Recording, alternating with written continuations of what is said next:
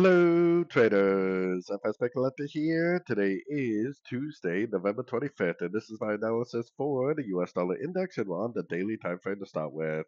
So we definitely do have a little bit of a sideways downward, action going on right here. So we got our Fibonacci retracement from here to here.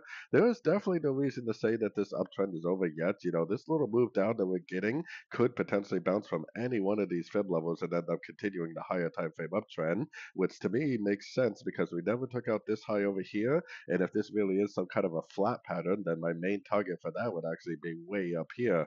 So I am definitely overall, definitely still very bullish the dollar index. Now going down to like the 1 hour time frame range, very sideways market.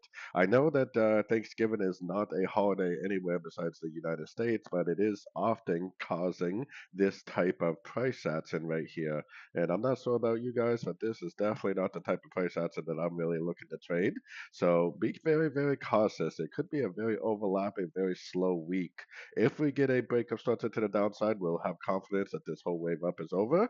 But like I said, it potentially could just bounce from any one of these Fibonacci retracement levels and continue the daily and weekly time frame uptrend.